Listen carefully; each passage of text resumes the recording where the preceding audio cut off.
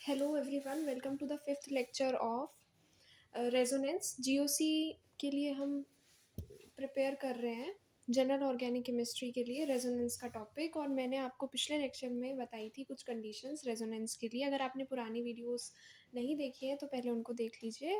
And if you are aware of about resonance और आपको सिर्फ कंडीशंस के बारे में जानना है then you this video would be helpful for you. Okay, so resonance part 5 हम पढ़ रहे हैं कंडीशंस फॉर रेजोनेंस।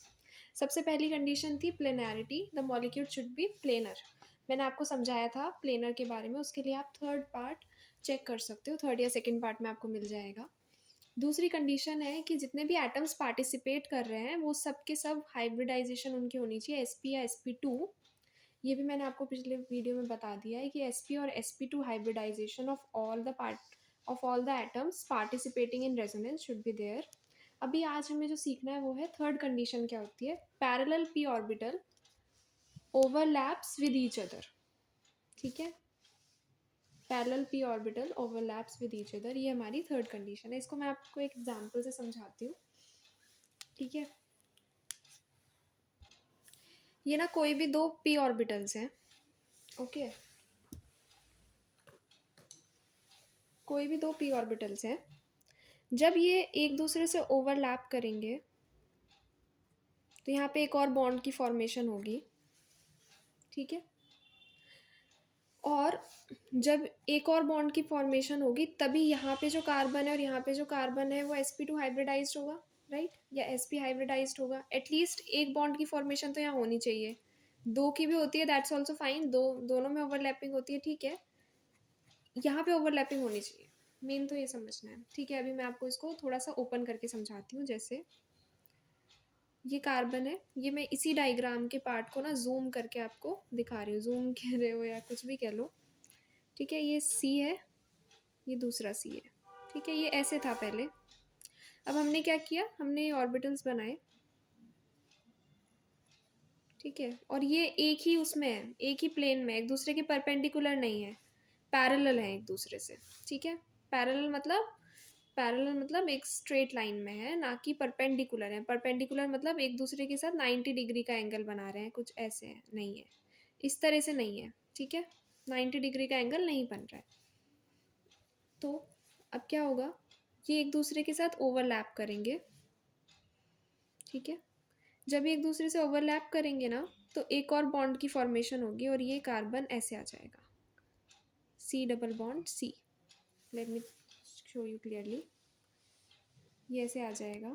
ये परपेंडिकुलर वाली कंडीशन थी, परपेंडिकुलर होगा तो एक इस तरह से लेटा हुआ होगा, एक ऐसे होगा, तो इनमें ओवरलैपिंग पॉसिबल नहीं है। एक दूसरे के साथ ये ओवरलैप नहीं कर सकते ना, ओवरलैपिंग होती है ऐसे ऐसे, और फिर ये आपस में क्लोज आएंगे तो इस तरह से ना थोड़ा सा ओवरलैप करेंगे। ठीक है, ये पी ऑर्बिटल होता है, बेसिकली पी ऑर्बिटल बनता है ऐसे। वो हम केमिकल बॉन्डिंग पढ़ेंगे, आपने पढ़ा होगा पहले तो आपको पता है, नहीं पता है तो सीख लो अभी।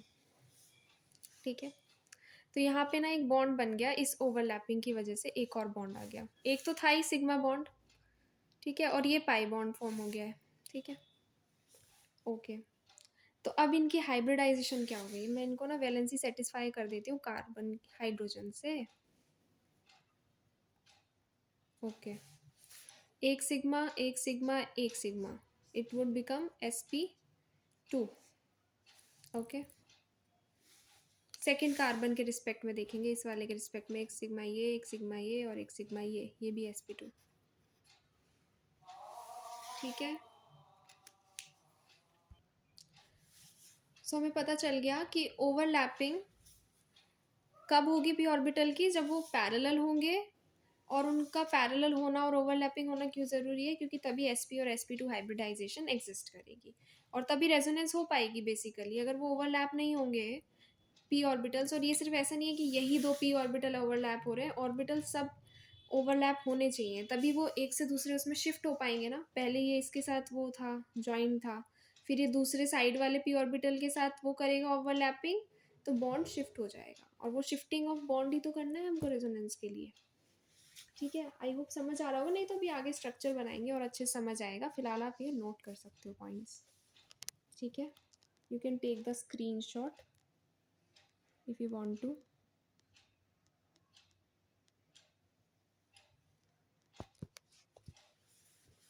Now fourth condition, molecule should have conjugated systems. ठीक है, ये फोर्थ कंडीशन है. तो हमारी फोर्थ कंडीशन है that molecule should have conjugated systems. That means delocalization of electrons should take place. अब ये मैं समझाती हूँ. अभी एक एग्जांपल ले लेते हैं हम लोग इसमें भी. ठीक है, मैं एग्जांपल लिख के बता. इस एग्जांपल में आप देखो, इस एग्जांपल के अंदर you could see very clearly कि यहाँ पे डबल बॉन्ड है, फिर एक सिंगल बॉन्ड ही है खाली, यहाँ पे भी डबल बॉन्ड है. तो ये क्या है, ऑल्टरनेट पोजिशंस पे एक तो डबल बॉन्ड प्रेजेंट है. वो फर्स्ट लेक्चर में पढ़ा था हमने, याद करो.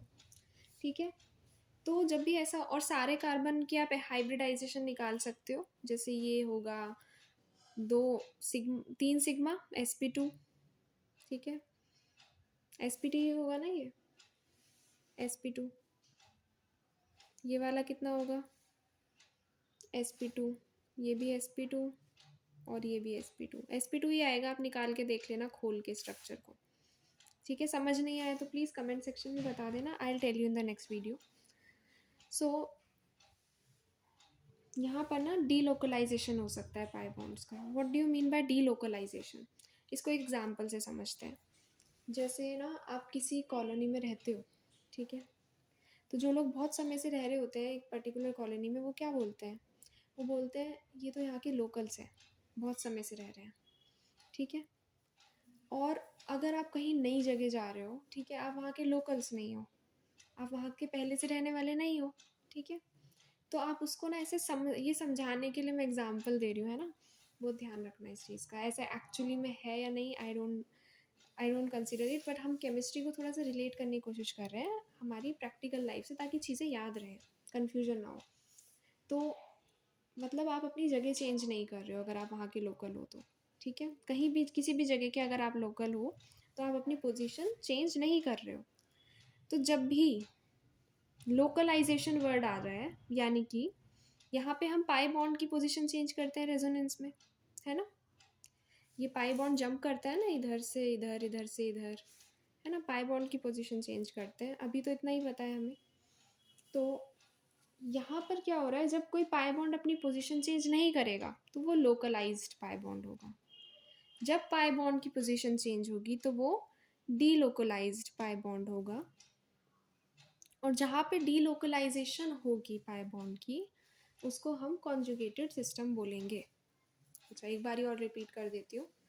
जब भी कोई मॉलिक्यूल के अंदर सारे कार्बन में तीनों कंडीशन जो ऊपर मैंने बताई वो सेटिस्फाई हो गई हैं, तो लास्टली हम देखेंगे कि क्या वो कॉन्जुगेटेड सिस्टम बना रहा है. अब कॉन्जुगेटेड सिस्टम क्या होता है?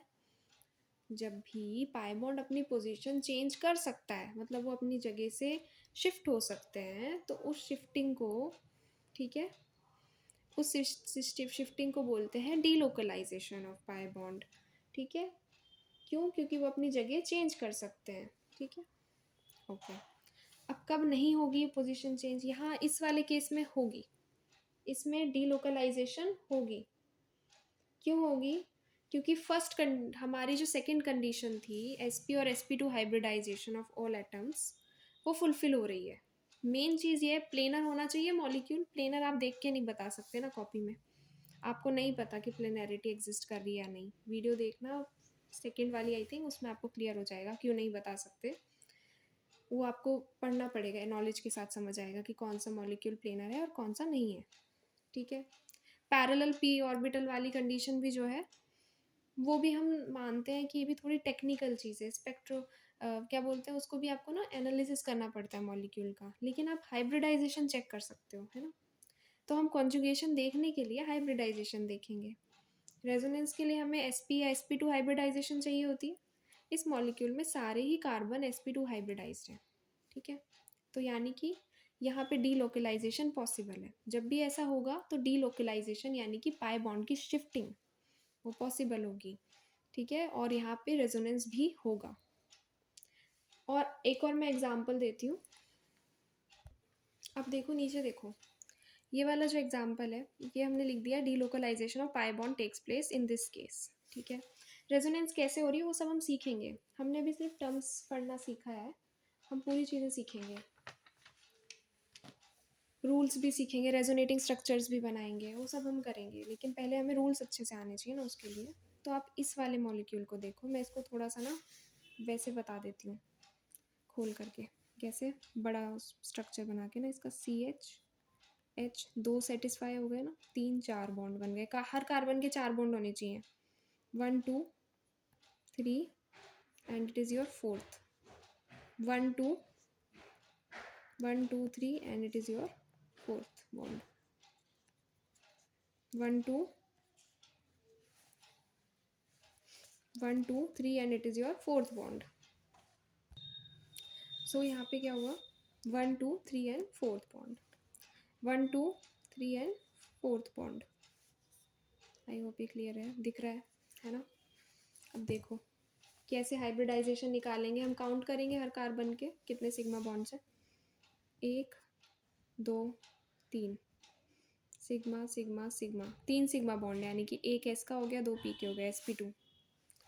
यहाँ सेकेंड वाले में देखेंगे अगर, तो will get 1 sigma 2 sigma 3 sigma, तो क्या हो गया, एक एस का 2 पी, sp2। इस वाले में देखोगे तो 1, इसको मैं और वैसे बताती हूँ, थर्ड कार्बन, इस कार्बन के रिस्पेक्ट में अगर देखोगे तो you'll get 1 sigma 2 sigma third sigma and fourth sigma. तो ये कौन सा हो गया, एक एस और 3 बचे ना सिग्मा बॉन्ड, तो sp3। यहाँ पे sp3 हाइब्रिडाइजेशन आ गई, आगे चेक करने की ज़रूरत ही नहीं है। अगर एक भी sp3 बॉन्ड आ गया सारे एटम्स में, क्योंकि सेकेंड कंडीशन क्या कहती है, sp और sp2 hybridization of all atoms participating in resonance. sp होनी चाहिए या तो हाइब्रिडाइजेशन, या sp2 होनी चाहिए, मोस्टली sp2 होती है मोस्टली केसेस में, पर sp भी चल जाएगी रेजोनेंस के लिए। पर यहाँ तो sp3 आ गई, जैसे ही sp3 हाइब्रिडाइजेशन आई वैसे ही ये जो पाई बॉन्ड है ये हो गए लोकलाइज्ड पाई बॉन्ड, इनमें डीलोकलाइजेशन पॉसिबल नहीं है। तो क्योंकि यहाँ पे लोकलाइज्ड पाई बॉन्ड प्रेजेंट है, ये वाला पाई बॉन्ड जो है वो लोकलाइज्ड है, यानी कि शिफ्टिंग नहीं हो सकती, लोकलाइज्ड एक ही जगह रहेगा, है ना, लोकलाइज्ड पाई बॉन्ड, तो रेजोनेंस नहीं हो पाएगी, सॉरी बॉन्ड। तो जैसे ही लोकलाइज्ड पाई बॉन्ड आ जाएगा वैसे ही हमारी जो रेजोनेंस है वो नहीं हो पाएगी, और ये सिस्टम कॉन्जुगेटेड सिस्टम नहीं होगा, it is not a conjugated system. B वाला case is not a conjugated system, A वाला case is a conjugated system. ये 4 कंडीशंस हैं रेजोनेंस के लिए। सबसे पहले आपको चेक करना है प्लेनरिटी, वो आपको एक्सपीरियंस से पता चलेगा, पढ़ोगे जितना उतना आपको पता लगेगा कि मॉलिक्यूल प्लेनर कैसे होते हैं। जैसे जैसे हम आगे बढ़ेंगे विल डील विद इट। एक होता है कि पैरेलल पी ऑर्बिटल्स होने चाहिए, परपेंडिकुलर पी ऑर्बिटल नहीं होने चाहिए, ठीक है, वो मैंने समझाया कैसे, क्यों, क्योंकि ओवरलैपिंग सिर्फ पैरेलल में ही हो पाती है, और ओवरलैप होंगे तभी पाई बॉन्ड फॉर्म होगा, ओवरलैपिंग से ही पाई बॉन्ड फॉर्म होता है। अगर परपेंडिकुलर होंगे तो वो ओवरलैप नहीं कर पाएंगे। इसको एग्जाम्पल के लिए समझ सकते हो, 2 बलून्स अपने हाथ में ले लो, 90 डिग्री पे उन बलून्स को रखोगे, they won't be able to overlap, है ना। उनको साथ में रखोगे, पैरेलल रखोगे, तो आप इमेजिन कर सकते हो, एक को आगे थोड़ा सा करो, एक को पीछे थोड़ा करो, तो ओवरलैपिंग हो सकती है, ठीक है। अगर नहीं समझ आए एग्जाम्पल, कोई बात नहीं, मैंने आपको बताया है, आगे चल के और क्लियर होती जाएगी चीज़, थोड़ा सा लेक्चर्स देखना आगे के भी। जो मेन कंडीशन है जिस पे सारी चीज़ें डिपेंड कर रही हैं इस समय, जो हम देख सकते हैं इजीली, वो है कि sp या sp2 हाइब्रिडाइजेशन होनी चाहिए सारे एटम्स की जो रेजोनेंस में पार्टिसिपेट कर रहे हैं। जब sp और sp2 हाइब्रिडाइजेशन निकालना सीख जाओगे, जिसके लिए मैंने 2 वीडियोस बनाई है स्पेसिफिकली, अगर आपको नहीं आता तो उसके बाद में आप चेक करोगे कि सिस्टम कॉन्जुगेटेड है कि नहीं। लास्ट में कॉन्जुगेटेड सिस्टम के बारे में अभी हम देखेंगे, क्वेश्चंस करेंगे, तो कॉन्जुगेटेड सिस्टम है कि नहीं है वो देखने के लिए आप इसी का यूज़ करोगे कि सारे कार्बन एटम्स जो हैं, क्योंकि ऑर्गेनिक पढ़ रहे हैं, कार्बन एटम ही होता है यूजुअली, अभी तो कार्बन ही होगा, sp2 हाइब्रिडाइज्ड है कि नहीं है, ठीक है। अगर है तो delocalization of pi bond होगा, सिस्टम कॉन्जुगेटेड होगा, ठीक है।